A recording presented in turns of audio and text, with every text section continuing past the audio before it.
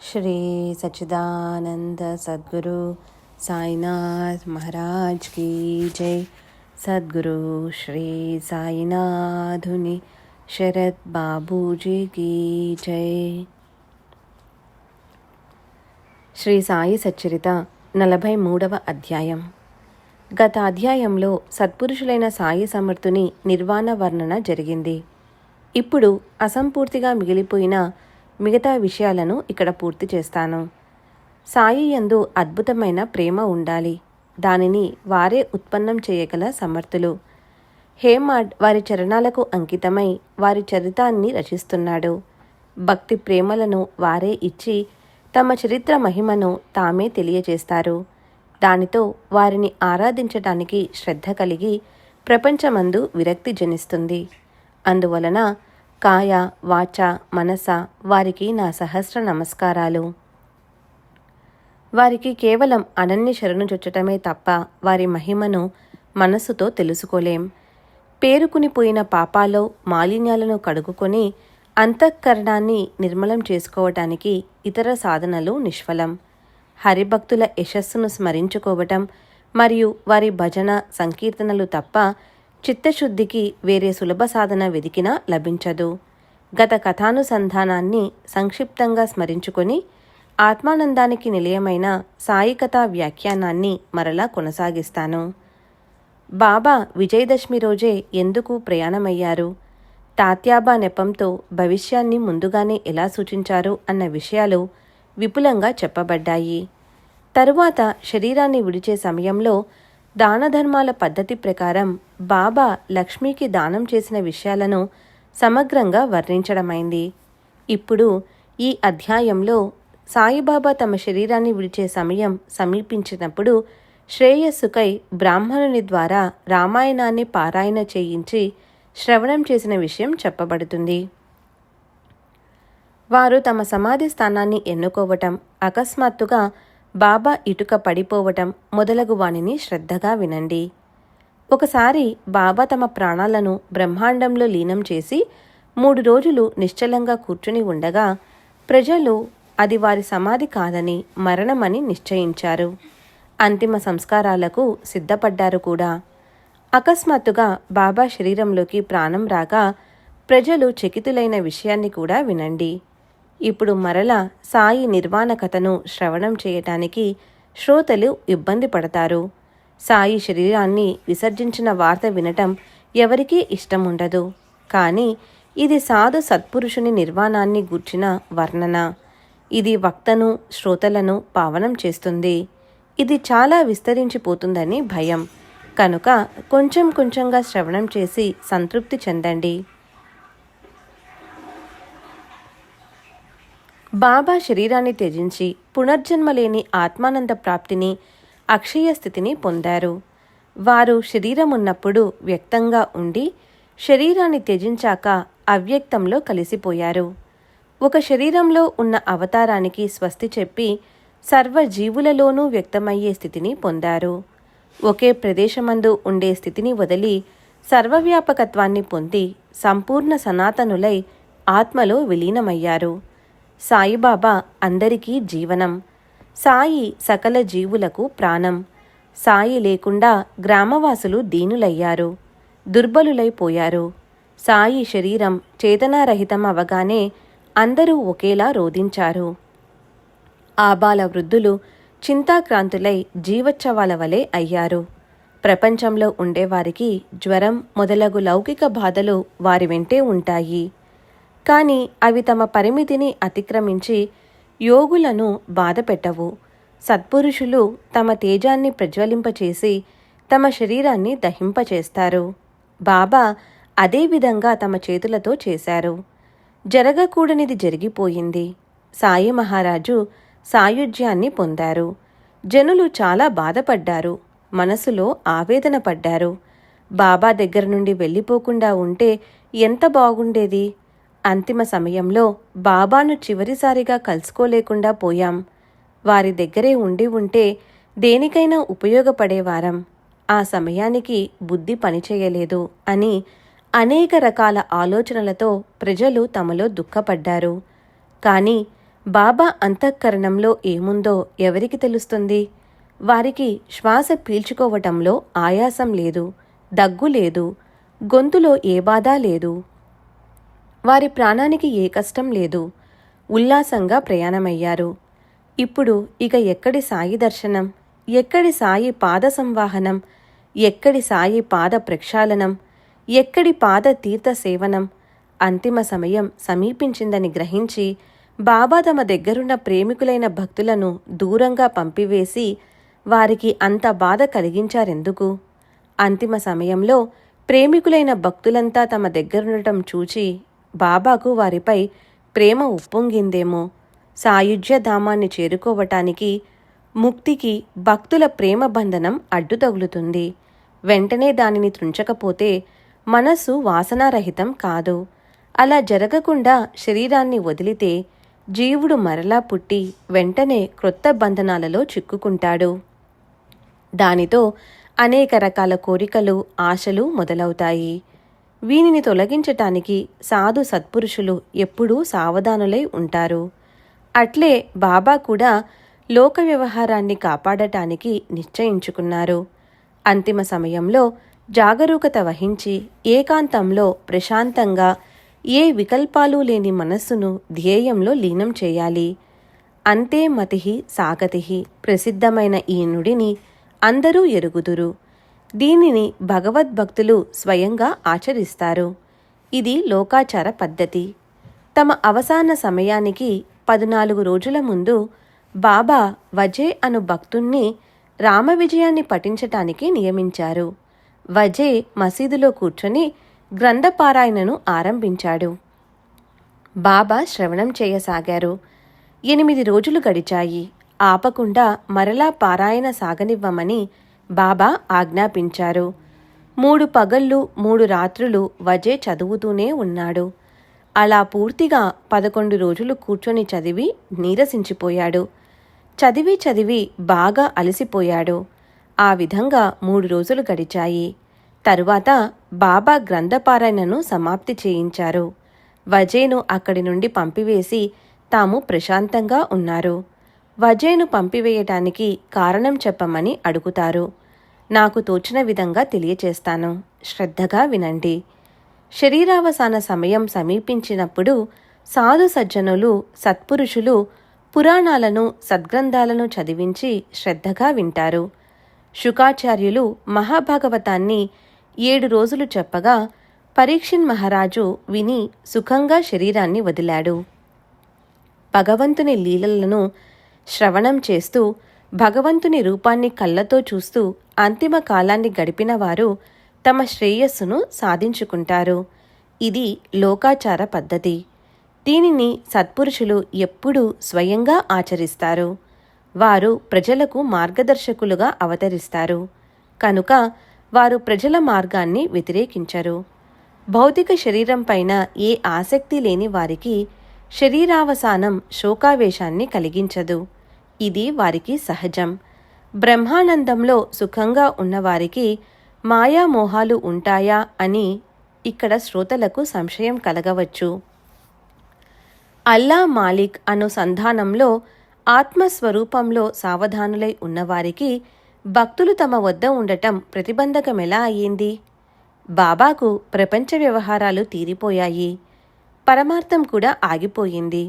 ద్వంద్వభావాలు నిర్మూలనమయ్యాయి. వారు ఆత్మస్వరూపంలో లీనమైపోయారు. ఇదంతా అక్షరం సత్యం. ఇందులో అనుమాత్రం అసత్యం లేదు. కానీ లోక సంరక్షణ కోసం సత్పురుషులు తమ అవతార కార్యాలను చేసి కృతకృత్యులవుతారు. సాధువులు కామ క్రోధాది షడ్వికారాలు లేనివారు. ఎల్లప్పుడూ అవ్యక్త స్థితియందు ఉంటారు. భక్తులను ఉద్ధరించటానికి ప్రకటమవుతారు. అట్టివారికి మరణమెక్కడిది? శరీరం మరియు ఇంద్రియాల సంయోగం జననం, శరీరంతో ఇంద్రియాల వియోగం మరణం. ఈ బంధనం ముడిపడటాన్ని, విడిపోవటాన్ని జనన మరణాలని అంటారు. జననం వెనుకే మరణం అంటిపెట్టుకుని ఉంటుంది. అవి ఒకటి నుండి మరొకటి విడిగా ఉండవు. జీవుని స్వాభావిక లక్షణం మరణం. జీవుని జీవనం అస్వాభావిక లక్షణం. మరణాన్ని చంపి బ్రతికి ఉండేవారు కాలుని తలను కాళ్లతో అణిచివేసి స్వేచ్ఛగా అవతరించేవారు తమ ఆయుర్దాయాన్ని ఖాతరు చేస్తారా? భక్తులను ఉద్ధరించే సంకల్పంతో భూమిపై అనేక అవతారాలను ధరించేవారు జనన మరణాలలో బంధింపబడతారా? ఈ రెండు మిథ్యా కల్పనలే. శరీరం నేలపై పడిపోకముందే దానిని కాల్చి బూడిదగా చేసిన వారికి మరణభయం ఎందుకు ఉంటుంది? వారికి మృత్యువు బూడిద సమానం. మరణం శరీరం యొక్క సహజ ప్రకృతి. మరణం శరీరం యొక్క సుఖస్థితి. జీవితం శరీరం యొక్క వికృతి అని జ్ఞానులు భావిస్తారు. సాయి సమర్థులు ఆనందఘనులు. వారు శరీరం యొక్క జననాన్ని ఎరుగరు. శరీరం అస్తిత్వం యొక్క స్ఫురణ వారికి లేదు. అటువంటి వారి శరీరానికి మరణం ఎక్కడిది? సాయిబాబా పూర్ణ పరబ్రహ్మ. వారికి జనన మరణాలెక్కడివి? బ్రహ్మ సత్యం, జగన్ మిథ్య అని తెలుసుకున్న వారికి శరీరంతో తాదాత్మ్యం ఎందుకుంటుంది? ప్రాణధారణ, ప్రాణ విసర్జన, అదృశ్య పరిభ్రమణ వగైరాలు వారి స్వచ్ఛంద యోగ క్రీడలు, భక్తులను ఉద్ధరించటానికే. సూర్యునికి గ్రహణం పట్టిందని సూర్యుడు పూర్తిగా అదృశ్యమయ్యాడని అంటారు. ఇది కేవలం దృష్టిదోష గుణం. సత్పురుషుల మరణం కూడా అటువంటిదే. వారికి శరీరం కేవలం ఉపాధి. ఇక దానికి ఆదివ్యాధులు ఎక్కడివి? ప్రారబ్ధానుబంధంతో ఏవైనా ఉన్నా వానిని వారు పట్టించుకోరు. భక్తుల యొక్క పూర్వార్జిత పుణ్య సంచయం వలన అవతరించి భక్తుల భక్తి అవ్యక్త రూపంలో నిండిపోగా బాబా భక్తులను రక్షించటానికి ప్రకటమై షిరిడీలో కనిపించారు. భక్తుల కొరకు వచ్చిన పని పూర్తయిందని శరీరాన్ని వదిలివేశారు అని అంటారు. ఈ మాటను ఎవరు విశ్వసిస్తారు? యోగికి అసలు జనన మరణాలు ఉంటాయా? సాయి సమర్థులు తమ ఇచ్ఛానుసారం శరీరాన్ని యోగాగ్నిలో దహింపచేసి తాము అవ్యక్తంలో లీనమైపోయిన భక్తుల హృదయాలలో ఉన్నారు. ఎవరి నామాన్ని కేవలం స్మరించినంత మాత్రాన జనన మరణాలు వదిలిపోతాయో అట్టివారికి మరణావస్థ ఎక్కడిది? వారు శరీరాన్ని వదిలి పూర్వపు అవ్యక్త స్థితిని పొందారు. జడస్థితిని దాటి బాబా అవ్యక్తంలో లీనమయ్యారు. అక్కడ కూడా ఆత్మస్వరూపంలో ఉంటూ భక్తులను సదా జాగృతం చేస్తుంటారు. చైతన్యంతో నిండి భక్తుల హృదయాలలో దృఢంగా నిలిచిన వారు మరణించారని అందామా అంటే మనస్సు దీనిని ఒప్పుకోదు. అందువలన అనాద్యనంతుడైన ఈ సాయి విశ్వప్రళయం వరకు అనవరతం ఉంటారు. జనన మరణాలనే అపాయాలలో ఎప్పుడూ పడరు. జ్ఞానేశ్వర మహారాజు వెళ్ళిపోయారా? 300 ఏళ్లయ్యాక మరలా దర్శనమిచ్చారు. ఏకనాథ మహారాజు వారిని కలిసి వచ్చి జగానికి ఎంతో ఉపకారం చేశారు. దయామయులైన ఏకనాథు పైఠానులో జ్యోతిలా వెలిసినట్లు తుకారాం మహారాజు దేహులో, నరసింహ సరస్వతి ఆలందిలో, సమర్థ రామదాసు పర్లీలో, అక్కల్కోట మహారాజు అక్కల్కోటలో, మాణిక్ ప్రభు హుమ్నాబాదులో వలె షిరిడీలో సాయి అట్లే వెలిశారు. వారి వారి మనోభావాలను అనుసరించి ఈనాటికి అనుభవాలు కలుగుతుంటాయి. ఇట్టి సిద్ధి ప్రభావమున్న వారికి మరణమెలా సంభవం? భక్తుల సేవా కార్యానికై శరీరాన్ని షిరిడిలో ఉంచి చరచరాలలో ఉన్న ఆత్మలో నిండి ఉన్న లీలావతారి సాయి సమర్థులు. సాయి సమర్థులు బ్రహ్మీభూతులయ్యారు కదా. ఇప్పుడు ఇక షిరిడిలో ఏముంది అన్న అనుమానం మనస్సులో పెట్టుకోకండి. శ్రీ సాయి మరణానికి అతీతులు. అసలు సత్పురుషులు అయోని సంభవములు. వారు మూర్తీభవించిన బ్రహ్మస్వరూపులు. ఆ పుణ్యాత్ములు పరోపకారార్థం అవతరించి ప్రకటమవుతారు. జనన మరణాలు అవతార పురుషులకు ఎప్పుడూ ఉండవు. వారి అవతార కార్యం సమాప్తి కాగానే ఆత్మలో కలిసిపోయి అవ్యక్తంలో లీనమైపోతారు. బాబా మొత్తం 3.5 మూరల శరీరంలోనే పరిమితమై ఉన్నారా? వారు ఫలానా విశేషమైన రంగు రూపాలు కలవారని చెప్పటం భావ్యం కాదు. అనిమ గరిమాది అష్టసిద్ధులు ఉన్నవారి ఐశ్వర్యం ప్రజల రాకపోకల వలన పెరగదు, తరగదు. వారి ఐశ్వర్యం ఎప్పుడూ సమృద్ధిగా శాశ్వతంగా ఉంటుంది. అలా వారు ప్రఖ్యాతి చెందారు. ఇటువంటి మహానుభావుని అవతారం లోక కళ్యాణం కారణంగానే సృష్టికి స్థితిలయలు ఉంటాయి. సత్పురుషులు ప్రజల ఉద్ధరణకు తత్పరులై ఉంటారు. వారికి జనన మరణాలు వట్టి భ్రాంతి. ఆత్మైకత్వ జ్ఞానం, అవినాశ స్థితి వారికి స్వప్నంలో సుఖాన్ని సంపత్తిని అనుభవించినట్లు వారి పరిస్థితి అటువంటిది. జ్ఞాన నిధి అయి ఆత్మానుసంధానంలో ఎల్లప్పుడూ ఉండేవారికి శరీరాన్ని పోషించటం లేదా శరీర పతనం రెండూ సమానమే. బాబా శరీరం పడిపోగానే దుఃఖ పర్వతం అందరినీ కూల్చివేసింది. షిరిడీ అంతా హాహాకారాలు, అంతటా ఒకేటే కేకలు. బాబా నిర్వాణ వార్త బాణంలా గుచ్చుకొని రోజూ జరిగే పనులు ఆగిపోయాయి. జనులు కలవరంతో చెల్లాచెదురైపోయారు. అమంగళకరమైన ఆ వార్త వ్యాపించగానే అది అందరికీ వజ్రఘతంలా అనిపించింది. వివేకవంతులు మౌనంగా కూర్చున్నారు. ఇతరులు గట్టిగా రోదించసాగారు. అత్యంత ప్రేమావేశంతో కంఠం గద్గదమై కళ్ళ నుండి దుఃఖాశ్రువులు స్రవించగా శివశివ హరహర అంటూ అరిచారు. ప్రతి ఇంట్లోనూ ఈ గొడవే. గుండె దడదడలాడగా ప్రజలు ఆందోళనగా పరిగెత్తసాగారు. సాయి మహారాజు శరీరావసానం గ్రామస్తులకు పూర్తిగా ప్రాణాంతకమైంది. దేవా, హృదయ విదారకమైన ఈ సంఘటన మహాదారుణంగా ఉంది అని అనసాగారు. మసీదుకు పరుగు తీశారు. మసీదు మండపం బాగా నిండిపోయింది. అక్కడి పరిస్థితి గుండెను బ్రద్దలు చేసేలా ఉంది. దుఃఖంతో ఎవరికీ గొంతుకు పెగలటం లేదు. షిరిడీ యొక్క వైభవం పోయింది. ఆ సుఖం, ఆ భాగ్యం అంతా హరించుకుని పోయింది. అందరి కళ్ళు అశ్రువులతో నిండిపోయాయి. అందరి ధైర్యం సడలిపోయింది. సప్తపురాలలో ఒకటిగా గణించబడి బాబాచే ద్వారకామాయి అని నిశ్చయించబడిన ఆ మసీదు మహిమ ఎంత గొప్పది! నిర్యాణం గాని, నిధనం గాని లేదా నిర్వాణం గాని ద్వారకామాయి సాయుజ్యముక్తికి స్థానం. ఎల్లప్పుడూ పరమేశ్వరుని ధ్యానంలో ఉండేవారికి అక్కడ స్థానం లభిస్తుంది. గురువర్యులైన ఈ సాయి మహారాజు భక్తులకు దయగల తల్లి, తండ్రి మరియు విశ్రామధామం.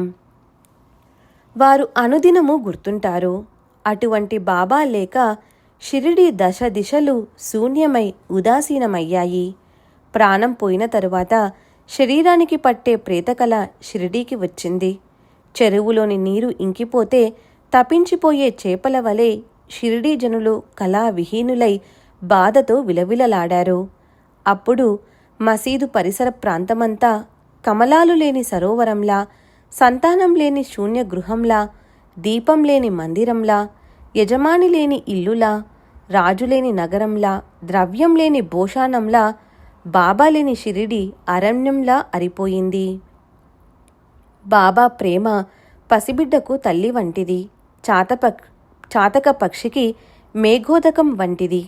షిరిడీ ప్రజలకు మరియు భక్తులకందరికీ కూడా అటువంటిదే వారి ప్రేమ. బాబా లేక షిరిడీ హీనంగా, దీనంగా, కళావిహీనంగా మృతప్రాయమైంది. నీరు లేని చేపల వలె బాబా లేక జనులు తప్పించిపోయారు. భర్త విడిచిన భార్య వలె, తల్లికి దూరమైన పాలు త్రాగే పసిబిడ్డ వలె, ఆవు నుండి విడిపోయిన దూడవలె అయ్యింది. అక్కడే పెద్దవారి, చిన్నవారి పరిస్థితి. ఆ దుఃఖావస్థను భరించలేక షిరిడీ జనులు అస్తవ్యస్తంగా నలుదిక్కులా పరిగెత్తసాగారు. సాయి కారణంగానే షిరిడీ పవిత్ర పుణ్యక్షేత్రమైంది. సాయి వలననే షిరిడీకి ఒక చరిత్ర. సాయియే అందరికీ ఆశ్రయస్థానం. అందువలన కొందరు ఏడవసాగారు. మరికొందరు నేలపైన పొర్లసాగారు. కొందరు తెలివి తప్పి పడిపోయారు. ప్రజలు అలా దుఃఖితులయ్యారు. వారి కళ్ళ నుండి దుఃఖాశ్రువులు స్రవించసాగాయి. స్త్రీలు, పురుషులు అన్నపానాలు మాని అత్యంత దుఃఖంతో దీనవదనులు అయ్యారు. బాబా యొక్క ఆ పరిస్థితిని చూచి గ్రామంలోని ఆబాల వృద్ధులు, భక్తులు అందరూ చాలా బాధపడ్డారు. ప్రతిరోజు రసభరితమైన మధుర కథలను వింటూ అమితానందాన్ని అనుభవిస్తూ ఉండే చోటు భక్తులు ప్రవేశించటానికి వీలు లేకుండా నిండుగా ఉండే మసీదు అప్పుడు కళావిహీనమై కనిపించసాగింది. షిరిడి నిత్యశ్రీ నిత్యమంగళంగా ఉండటానికి మూల కారణం బాబాయే. అందువల్ల గ్రామస్తులు దుఃఖించసాగారు. ఆనందానికి మూలమై ఆనంద విగ్రహమైన సాయి మీరు భక్తులను ఉద్ధరించటానికి శరీరాన్ని ధరించి ఆ కార్యాన్ని సాధించగానే షిరిడీ గ్రామంలో విదేహముక్తిని పొందారు. మీరు ఎప్పుడూ దయతో అలసట లేకుండా బుద్ధి భ్రంశమైన మాకు అహర్నిశలు హితోపదేశం చేసేవారు. బోర్లించిన కుండపైన పోసిన నీరు వలె ఆ ఉపదేశాలు పైపైనే కొట్టుకుని పోయాయి. కాని ఒక్క బొట్టైనా మా వంట పట్టలేదు. మీరు ఎవరినైనా ఊరికే దూషించినా నాకు వెంటనే బాధ కలుగుతుంది అని మీరు పదే పదే చెప్పినా మేము వినలేదు. ఇటువంటి అపరాధాలను ఎన్నో చేశాం. మీ హితోపదేశాలను వినక ఆజ్ఞాభంగ చేసిన పాపానికి ఈ విధంగా శిక్ష విధించారా? బాబా, మా పాపాలన్నింటినీ ఈ విధంగా తూచారా? ఇప్పుడు పశ్చాత్తాపపడితే ఏం ప్రయోజనం? అనుభవించవలసిన వానిని అనుభవించక తప్పదు కదా. బాబా, మాపై విసుగు పుట్టి మా కనుమరగై తెర వెనుకకు వెళ్ళిపోయారా? అకస్మాత్తుగా మాపై కాలుడు ఎంతటి దెబ్బ కొట్టాడు? మీ కంఠం ఎండుకుని పోయేలా మాకు నచ్చచెప్పినా వినిపించుకోని మా ఉదాసీనతను గని మీకు మాపై విసుగు జనించినట్లుంది. అందువలన మాపై అలిగి పూర్వపు ప్రేమనంతా మరచిపోయారా? లేదా మాతోటి రుణానుబంధం ఇవ్వాల్టితో తీరిపోయిందా? మీ వాత్సల్యపు స్తన్యధార ఎండిపోయిందా? మీరు ఇంత త్వరగా వెళ్ళిపోతారని ముందుగా తెలిసి ఉంటే ఎంతో బాగుండేది. జనులు ముందుగానే జాగ్రత్త పడేవారు. మేమంతా సోమరిగా ఉండి నిశ్చింతగా నిద్రపోయాం. చివరకు మోసపోయాం. ఉన్నా లేనట్లే అయిపోయాం. మేము గురుద్రోహులమయ్యాం. ఆ సమయంలో ఏం చేయలేదు. ప్రశాంతంగా కూర్చోగలిగినా బాగుండేది. అది కూడా మా వల్ల సాధ్యం కాలేదు. ఎంతెంతో దూరం నుండి షిరిడీకి వచ్చి అక్కడ పిచ్చాపాటి కబుర్లు చెప్పుకుంటూ కూర్చుంటాం. తీర్థక్షేత్రానికి వచ్చామన్న మాటనంతా మరచిపోయి అక్కడ కూడా యథేచ్ఛగా ప్రవర్తిస్తుంటాం. భక్తులు అనేక రకాలుగా ఉంటారు. జ్ఞానులు, అభిమానులు, భావార్థులు, తార్కికులు. బాబా వారినందరినీ ఆత్మస్వరూపుల వలె చూచేవారు. ఎక్కువ తక్కువ అన్న భేదభావం వారు ఎరుగరు. వారి దృష్టిలో జగత్తు అంతటా భగవంతుడే తప్ప ఇతర వస్తువు లేదు. ఆ జ్ఞాన దృష్టి వలన తమను వేరుగా తలుచుకునేవారు కాదు. భక్తుడు స్వయం ఈశ్వరుడు. అట్లే గురువు కూడా వేరు కారు. గురు శిష్యులు ఉభయులు తమ ఆత్మస్వరూపాన్ని విస్మరించటం వలన వారిలో ఈ భేదభావం. వాస్తవానికి మనం ఈశ్వరులమే. కానీ పరమార్థ స్వరూపం యొక్క విస్మరణయే భేదభావానికి ముఖ్య లక్షణం. ఇదే మరి అధఃపతనం. భిక్ష కోసం ఇంటింటికి వెళ్ళినట్లు సార్వభౌమునికి స్వప్నం వచ్చింది. కాని మేలుకున్న తర్వాత తన పూర్వస్థితిని తెలుసుకున్నాడు. జాగ్రత్తావస్థలో పనులలో ప్రవృత్తులై ఉండి స్వప్నావస్థలో పనుల నుండి విరమించటం. నిజమైన జాగృతి, ఆత్మానుభూతి అంటే సంపూర్ణ అద్వైతంలో లీనమైపోవటం. సాయిబాబాకు తమను ఆశ్రయించిన జ్ఞానులు, అజ్ఞానులు అందరి యందు అత్యంత ప్రేమ. భక్తులను ఆప్తులనుగా, తమ ప్రాణం కంటే మిన్నగా ఏ భేదభావం లేకుండా చూచేవారు. వారు మానవ రూపంలోనున్న దేవుడే అని అనుభవపూర్వకంగా తెలుసుకున్నాం. అయినా వారి వాత్సల్యం భక్తులను వివశులను చేసింది. వారు ఒకరిని ధనసంపత్తిని ఇచ్చారు, మరొకరికి సంసార సుఖాన్ని, సంతానాన్ని ఇచ్చారు. దానితో ప్రజలు సంసార మోహంలో పడి జ్ఞానప్రాప్తికి దూరమయ్యారు. బాబా ఎవరితోనైనా ఒకసారి చనువుగా నవ్వితే తమయందే బాబాకు ఎక్కువ ప్రేమయని, ఇతరులపైన లేదని తలచి గర్వపడేవారు. బాబా ఎవరినైనా కోప్పడితే బాబాకు వారిపై మక్కువ లేదు, మా పైన వారికి చాలా గౌరవం, ఇతరులను అలా గౌరవించరు అని అనుకునేవారు. బాబాకు అటువంటి భావం కలలో కూడా లేకపోయినా మనం ఆ విధంగా తలుచుకొని మన కర్తవ్యాన్ని మరచిపోయి వృధాగా పరమార్థాన్ని పోగొట్టుకున్నాం. మన భాగ్యం కొద్దీ సాక్షాత్తు పరబ్రహ్మ సగుణ రూపంలో ప్రక్కనే ఉండగా వాస్తవమైన కార్యాన్ని మరచి వినోదాల కోసం మనసు పడ్డాం. వెళ్ళి బాబా దర్శనం చేసుకొని పూలు పళ్ళు అవి సమర్పించి వారు దక్షిణను అడగగానే బెదిరిపోయి ఇక అక్కడ ఉండేవారం కాము. మాకు హితోపదేశాలను చేస్తుండగా మా అల్పబుద్ధిని కని మనసు బాధపడి బాబా తమ ధామానికి వెళ్ళిపోయినట్లుంది. ఇప్పుడు ఇక ఆత్మానందాన్ని కలిగించే వారి రూపాన్ని మరలా ఈ కళ్ళు ఎలా చూడగలవు? జన్మ జన్మాలకు లభించకుండా అదృశ్యమైన ఆ ఆనందమూర్తిని పోగొట్టుకున్నాం. ఎంత దారుణ కర్మ! మనకు చేరువుగా ఉన్న సాయి సఖులు అంతరించారు. అటువంటి స్వార్థం లేని వారు దయార్థ హృదయులు మనకు ఇప్పుడు పరులయ్యారు.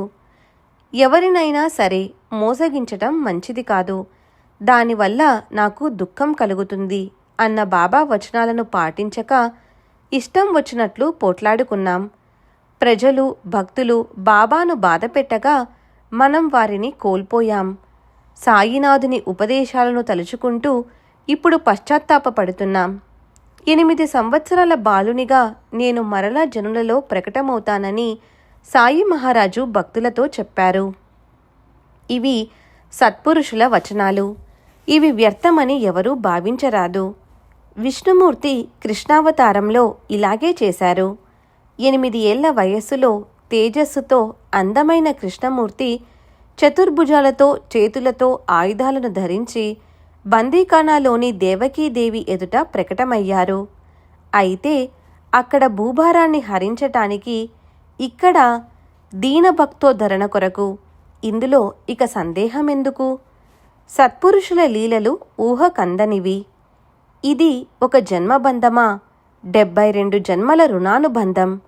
బాబాకు భక్తులకు ఉన్న అపూర్వ సంబంధం. ఈ విషయాన్ని బాబా ఏదో సందర్భంలో చెప్పారు. ఇటువంటి ప్రేమ పాశంతో బంధించి సాయి మహారాజు ఏదో ప్రయాణానికి వెళ్ళినట్లు అనిపించినా మరలా వస్తారని భక్తులకు పూర్తి విశ్వాసం. బాబా అనేక మందికి సాక్షాత్కారాన్ని, ఎంతో మందికి దృష్టాంతాలను కలిగించారు. ఎందరికో ఎన్నో చమత్కారాలను రహస్యంగా చూపించారు. భక్తిభావం లేని వారికి వారు గుప్తంగా ఉంటారు. భక్తులకు భావికులకు స్పష్టంగా కనిపిస్తారు. వారి వారి చిత్తవృత్తిని బట్టి అనుభూతి తప్పక కలుగుతుంది. సాయిబాబా చావడిలో గుప్త రూపంలో, మసీదులో బ్రహ్మరూపంలో, సమాధి మందిరంలో సమాధి అవస్థలో ఆనంద రూపంలో సర్వత్రా ఉన్నారు. అందువలన సాయి సమర్థుల సన్నిధికి ఏ భంగం వాటిల్లలేదని, వారు అనవరతం అక్షయంగా ఉన్నారని ఇప్పుడు భక్తులు తమ హృదయాలలో భక్తిగా విశ్వసించాలి. భగవంతుడు తమ ధామానికి వెళ్ళిపోతాడు, కానీ సత్పురుషులు తమ స్థలంలోనే బ్రహ్మస్థితిలో ఉంటారు. వారికి రాకపోకలు ఉండవు. వారు ఆనందంలో విలీనమై ఉంటారు. అందువల్ల చిన్న పెద్ద అందరికీ వినయపూర్వకంగా నమస్కరించి శ్రద్ధగా ఆలకించండని మనవి చేస్తున్నాను. భక్తులకు అత్యుత్తమమైన కీర్తి ప్రతిష్టలు కలవారి సాంగత్యం లభించుగాక. గురు చరణాలలో నిష్కామమైన ప్రీతి కలిగి, గురువు యొక్క గుణాలను వర్ణించే ఆసక్తి కలిగి నిర్మలమైన భక్తి ప్రకటమగుగాక. మరియు ఎడతెగని ప్రేమ కలుగుగాక. గురు చరణాలలో ముడిపడ్డ స్నేహబంధం తెగి విడిపోకుండుగాక. భక్తులు అహోరాత్రులు గురు చరణాలలో సుఖ సంపన్నులై ఉందురుగాక. సాయిబాబా శరీరాన్ని ఏ విధంగా తగిన రీతిలో ఉంచాలి అని భక్తులు గ్రామస్తులు ఆలోచించసాగారు. శ్రీమంతుడైన బుట్టి గొప్ప భక్తుడు. అతడు భవిష్యత్తులో స్మారకంగా ఉంటుంది అన్నట్లుగా విశాలంగా ఉండే అందమైన భవనాన్ని నిర్మించి ఉంచాడు. తరువాత బాబా శరీరాన్ని ఎక్కడ ఉంచాలి అన్న విషయంపై 36 గంటలు ఆలోచించారు. అయినా జరగవలసింది జరిగింది. ఈ శరీరాన్ని ఇక హిందువులు తాకరాదు. ముసల్మానుల శ్మశానానికి ఊరేగింపుతో తీసుకుని వెళ్ళాలి అని కొందరన్నారు. ఆరుబయట ఖాళీ స్థలంలో ఉంచి అక్కడ అందమైన దర్గా కట్టించి అందులో ఉంచాలి అని మరికొందరన్నారు. కుశాల్ చంద్ మరియు అమీర్ శక్కర్ ఉద్దేశం కూడా అదే. కానీ ఈ శరీరాన్ని భవనంలో ఉంచండి అని బాబా చెప్పారు. రామచంద్ర పాటిల్ కార్యదక్షత కలవాడు, గట్టి నిర్ణయాన్ని తీసుకోగల ఒక గ్రామాధికారి కూడా. పైగా బాబా సేవకుడు. అతడు గ్రామస్తులతో, మీ అభిప్రాయాలు మాకు సమ్మతం కాదు, బాబా శరీరాన్ని వాడాలో తప్ప బయట ఎక్కడా కాసేపైనా ఉంచడానికి వీల్లేదు అని చెప్పాడు. హిందువులు మరియు ముసల్మానులు తమ తమ మతానుసారం ఆలోచించసాగారు. ఏది తగినది ఏది కాదు అన్న చర్చ రాత్రంతా సాగింది. ఇక్కడ తెల్లవారుజామున లక్ష్మణ్ మామ తన ఇంట్లో గాఢనిద్రలో ఉండగా బాబా అతని చేయి పట్టుకొని, లేచి త్వరగా పద, ఇవాళ బాపూసాహెబ్ రాడు, నేను మరణించానని అతని అభిప్రాయం, నీవైనా వచ్చి పూజతో పాటు కాకడహారతిని ఇవ్వు అని అన్నారు. లక్ష్మణమామ వెంటనే లేచి నిత్యక్రమానుసారం పూజా సామాగ్రిని వెంట తీసుకువచ్చి ఆ సమయానికి పూజకు సిద్ధమయ్యాడు. ఇతడు షిరిడీ గ్రామంలోని పురోహితుడు, మాధవరావు యొక్క మేనమామ. నిత్యం ప్రాతకాల సమయంలో బాబా పూజ చేసేవాడు. మామ గొప్ప కర్మఠుడైన బ్రాహ్మణుడు. రోజూ ఉదయం స్నానం చేసి ఉతికిన బట్టలను ధరించి వెళ్ళి బాబా దర్శనం చేసుకునేవాడు. బాబాకు పాదప్రక్షాళన చేసి గంధాక్షతలను అద్ది తులసీ దళాలతో, పత్రి పుష్పాలతో, ధూప దీప నైవేద్యాలతో పూజించి నీరాజనమిచ్చి దక్షిణను ఇచ్చేవాడు. తరువాత ప్రార్థనాపూర్వకంగా సాష్టాంగ నమస్కారం చేసి బాబా ఆశీస్సులు తీసుకొని అందరికీ గంధం బొట్టు పెట్టి ప్రసాదాన్ని ఇచ్చి వెళ్ళేవాడు. ఆ తరువాత విఘ్నేశ్వరుని, శనిదేవుణ్ణి, పరమేశ్వరుణ్ణి, అంజనీ నందనుడైన మారుతిని పూజ చేసేవాడు. ఈ విధంగా లక్ష్మణమామ గ్రామదేవతలనందరినీ నిత్యం పూజించేవాడు. అట్లే భక్తిగా బాబా శరీరానికి సకలోపచారాలతో పూజ చేశాడు. మామ అసలే చాలా నిష్ఠాపరుడు. పైగా సాక్షాత్తు బాబా దృష్టాంతం. కాకడహారతి పల్లెమును చేత్తో పట్టుకొని వచ్చి సాష్టాంగ ప్రణామం చేశాడు. బాబా ముఖంపైని వస్త్రాన్ని తొలగించి ప్రేమగా అవలోకించి యథావిధంగా శుద్ధాచమనంతో వారి కరచరణాలను ప్రక్షాళన చేశాడు. మౌల్వీ మొదలగు మహమ్మదీయులు బాబాను తాకనివ్వక అడ్డుపెట్టినా మామ వారిని లెక్క చేయకుండా బాబాకు గంధం రాసి పూజనంతా చేశాడు. ఆ శరీరాన్ని శవం అని అన్నా అది సాయి సమర్థులది, తన ఆరాధ్య దైవానిది. అది హిందువుదా మహమ్మదీయునిదా అన్న ఆలోచన మామకు కలలో కూడా లేదు. సజీవంగా ఉండగా బాబా పూజ్య శరీరానికి ఎంత ఘనంగా పూజ జరిగేది. ఇప్పుడు ఆ శరీరానికి ఆ ఔపచారిక పూజ, ఆ వైభవం లేదు. వారిని ఆ పరిస్థితిలో చూచి అసలే దుఃఖంతో బాధపడుతున్న మామ వారి పునర్దర్శనం దుర్లభమని వారి చివరి పూజకై వచ్చాడు. అతని కళ్ళు అశ్రువులతో నిండిపోయాయి. బాబా స్థితిని చూడలేకపోయాడు. కాళ్ళు చేతులు వణకసాగాయి. మనస్సు బాధతో మూగపోయింది. మూసుకుని ఉన్న సాయిబాబా చేతిని తెరచి అందులో తాంబూలాన్ని, దక్షిణను ఉంచి వారి శరీరాన్ని మునుపటి వలనే కప్పి మామ బయలుదేరి వెళ్ళిపోయాడు. తర్వాత మధ్యాహ్న ఆరతిని మసీదులో ప్రతిరోజు జరిగేలా బాపూసాహెబ్ జోగు ఇతరులతో కలిసి చేశాడు. అత్యంత ప్రశస్తమైన స్థలంలో బాబా శరీరానికి ఏ విధంగా సంస్కారం జరిగింది అన్న మిగతా వృత్తాంతాన్ని తరువాతి అధ్యాయంలో చెప్పబడుతుంది. బాబాకు అత్యంత ప్రీతిపాత్రమైనది అనేక సంవత్సరాల నుండి వారి వద్ద ఉన్న ఇటుక విరిగిపోగా దానిని వారు అశుభంగా భావించటం, తమ అంతిమ సమయాన్ని సూచించటం జరిగింది.